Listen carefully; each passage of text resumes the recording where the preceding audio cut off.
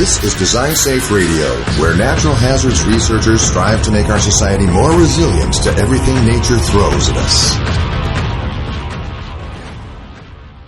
Hello and welcome to Design Safe Radio. Good to have you here once again. I'm your host, Dan Zahner, and we're joined by Scott Harvey from the University of Oklahoma, Civil Engineering and Environmental Science Department.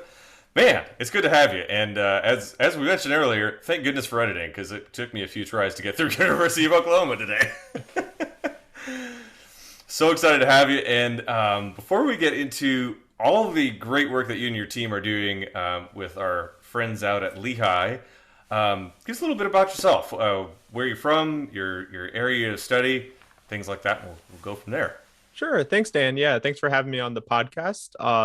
As Dan said, my name's Scott Harvey. I'm an associate professor at the University of Oklahoma. I've been here since 2014, and my specialty is earthquake engineering, structural dynamics, and I dabble in structural health monitoring, as well as induced seismicity and various other topics. Wow. So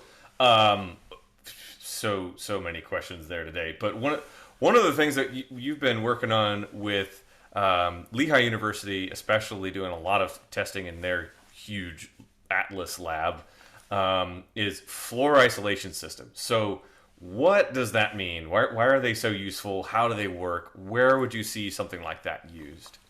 Sure. Yeah. So we're looking at floor isolation systems, and most people have probably heard of isolation systems before, right? So they're used to protect buildings during earthquakes or maybe bridges. But we're looking at a slightly different application of isolation systems where we're actually protecting contents of buildings. So think about like a data server, right? And everybody needs access to data. But during an earthquake, those could be damaged. So what we're going to try to do is protect them from the harsh floor motions using special devices. These systems can be used to protect, like I said, data centers, chip manufacturing, or just valuable artwork. So, for example, the Michelangelo's David, it's actually base isolated. Wow. Yeah. So, right, we want to protect these things, whether they're sentimental or historical, or they are reliant upon for day in and day out operations of businesses or individuals. So you might look at industrial applications of like fuel depots and connections to the grid for things like that, or large banks of capacitors or electrical equipment at a power substation or things like that. Definitely. So any of those things, and the theory between a building isolation system and a floor isolation system, or just an isolation system for an individual object, the concepts are pretty much the same across those scales. We're looking at a special device though that's really good for equipment type applications. So it uses a rolling pendulum. So actually gravity is what brings it back to center and provides that restoring force. The idea is that we're not going to let the vibrations get from the floor into the equipment, so we avoid toppling or large accelerations or large velocities. Oh wow. So I'm trying to think of how to visualize this.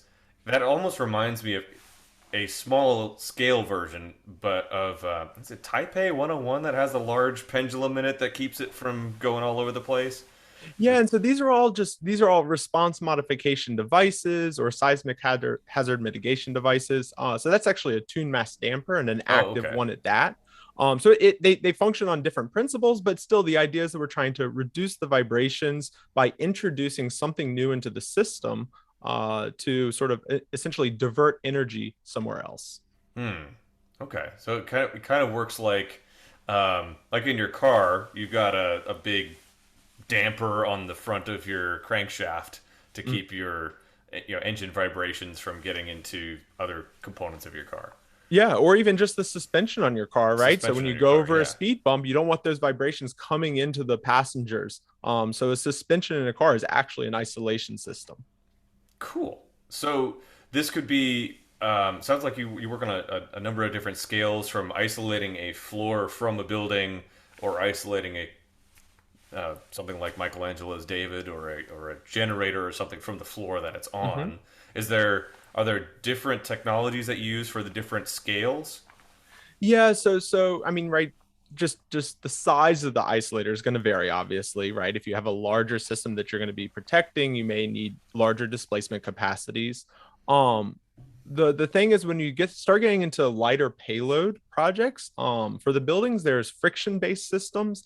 However, the challenge is actually transferring those friction technologies to lighter payloads. It actually doesn't work as well. So that's why we've been using this rolling based system, because you can actually get a lot lower rolling resistance than the friction in those other systems.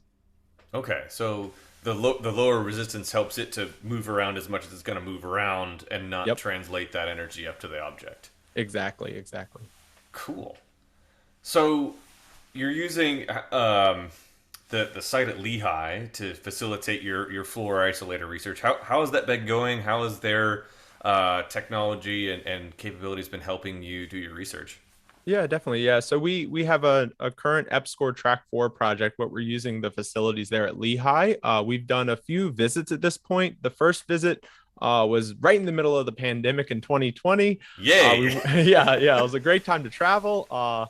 We spent 2 weeks in quarantine and then 3 weeks in the lab. But we got to do a lot of great tests there. And so the first visit, we were mainly focused on single direction, unidirectional testing on a much simpler system than we're using right now. Those really focused on characterizing an individual isolation bearing that would be used in one of these floor isolation systems. Oh, okay. But the new test setup, which we're most excited about, actually is looking at an entire platform, so comprised of 4 different isolation bearings. And the folks at Lehigh have actually built a multi-directional shake table just for these tests. Wow. So what that involves is about a 7 foot by 7 foot shake table being moved by 3 actuators. So we're able to simulate the floor motions in a building and in the plan, so X, Y, and theta. The first time, and this is sort of typical, we were looking at just unidirectional, but that's not the way an earthquake acts. No. So now we're trying to simulate real motions that you would expect to see in a building during an earthquake. So this is kind of a smaller scale, although I say smaller slightly tongue-in-cheek, than the upgrade of the UC San Diego outdoor shake table. It's not like 30 feet by 40 feet, but still the same idea of 6 degrees of freedom where you can do X, Y, and theta, as you mentioned, rotating around those axes. Yeah, exactly. So yeah, the UCSD shake table is a much larger scale, right? With the intention of testing entire buildings. We're actually still at full scale for these devices. So we haven't had to do any scaling back.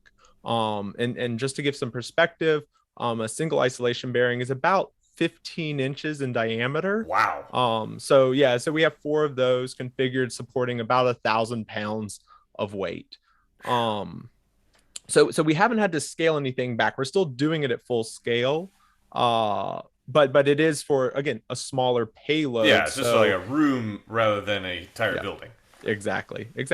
And 1,000 pounds would be like a large server cluster or something. A large server, yeah.